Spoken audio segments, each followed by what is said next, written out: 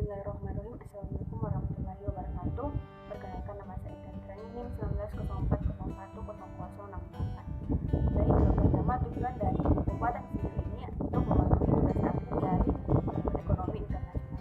Baik, langsung saja saya akan menjelaskan mengenai proteksi perdagangan atau biasa juga disebut dengan trade protection, di mana proteksi perdagangan adalah kebijakan pemerintah untuk membatasi arus ekspor dan impor barang dan jasa. Nah, proteksi mengambil berbagai bentuk seperti tarif impor, subsidi, kuota pelabelan, persyaratan keamanan, dan kesehatan produk. Tujuannya adalah untuk melindungi kepentingan perekonomian domestik, misalnya melindungi produsen lokal dari persaingan impor.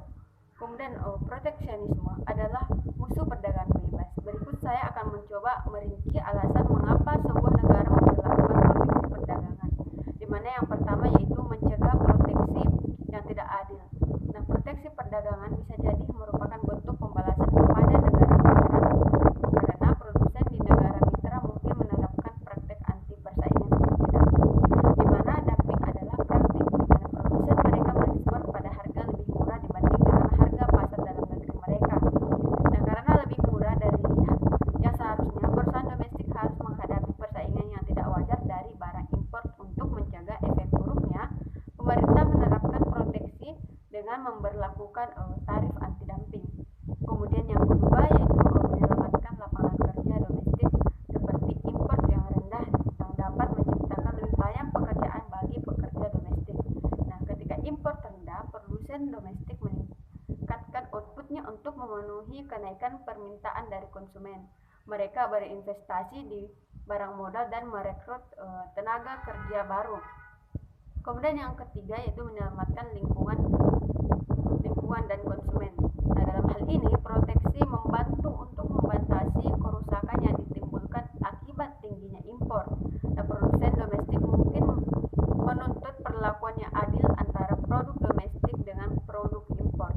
Jika mereka harus mengikuti standar tersebut, maka produsen asing juga harus memenuhinya. Kemudian yang keempat itu melindungi industri yang baru tumbuh. Nah, pemerintah melindungi industri tersebut karena beberapa alasan, yaitu mereka strategis bagi kepentingan nasional karena menciptakan banyak lapangan kerja, atau mereka berkontribusi besar terhadap keamanan nasional seperti industri teknologi, atau mereka memiliki rantai produksi yang panjang sehingga menumbuhkannya akan menumbuhkan industri lainnya.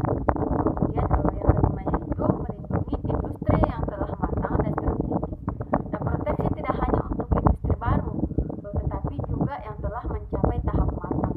Mereka strategis karena menyerap banyak sekali tenaga kerja dan memiliki rantai produksi yang panjang. Nah, proteksi semacam itu pernah diberlakukan di Amerika Serikat pada tahun 1980-an. Amerika Serikat memberlakukan pembatasan impor terhadap produk mobil Jepang untuk melindungi industri dalam negerinya. Dan pemerintah mungkin memperlakukan proteksi secara ketat. Maksud saya, tujuannya adalah untuk menjamin industri tersebut tetap hidup. Kemudian masuk pada jenis-jenis proteksi perdagangan. Nah, pada jenis-jenis proteksi perdagangan ini ada tarif impor, di mana tarif impor adalah pajak impor atas barang yang masuk ke suatu negara. Nah, jadi ketika suatu barang tiba di pabean dari laut, pesawat, atau kendaraan bermotor, pajak impor terutang berdasarkan jadwal saat ini. Nah, jadwal ini pada dasarnya adalah daftar item yang dikenakan pajak berbeda. Jadi Apple MacBook dapat dikenakan tarif 10% dari Cina, sementara TV Sony hanya dikenakan tarif 5%. Nah, uang yang terkumpul kemudian masuk ke pemerintah.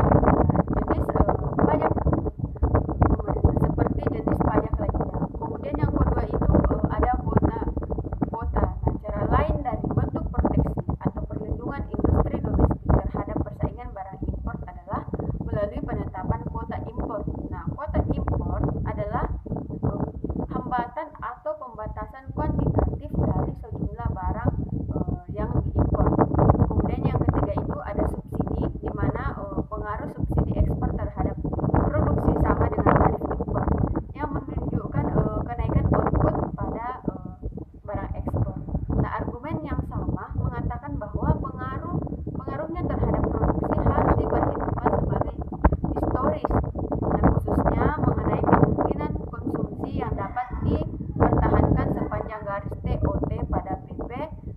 didominasi oleh keadaan sepanjang garis TOT yang menyentuh KKP pada PP, sehingga dapat dibenarkan pentingnya subsidi ekspor untuk membantu pengembangan industri utama yang berpotensi ekspor baru.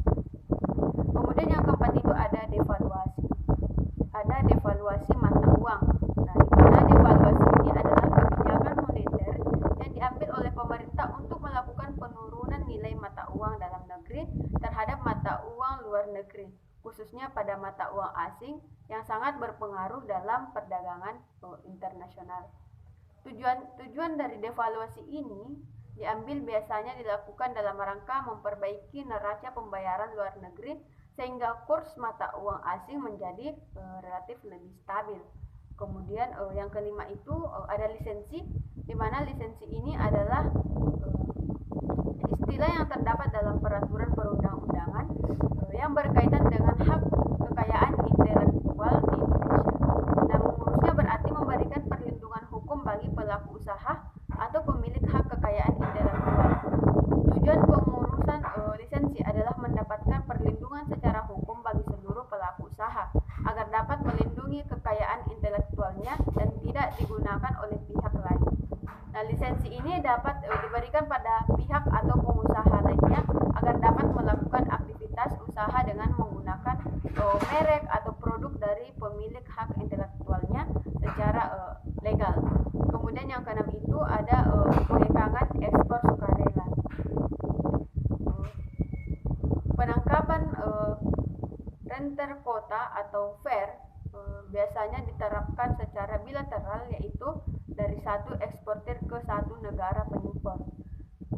FAIR ini telah digunakan setidaknya sejak tahun 1930-an dan telah diterapkan pada produk mulai dari tekstil dan alas kaki hingga baja, peralatan mesin dan pakaian. Kemudian masuk pada pro dan kontra proteksi perdagangan. Proteksionisme memicu pembalasan kuat dari negara mitra. Nah, itu dapat memunculkan perang dagang yang mana dapat merusak perekonomian tidak hanya negara yang terlibat. Perang dagang juga merugikan negara lain. Contoh terbaru adalah perang dagang antara China dan Amerika Serikat yang mana membawa perekonomian global menuju ketidakpastian. Mungkin itu saja yang bisa saya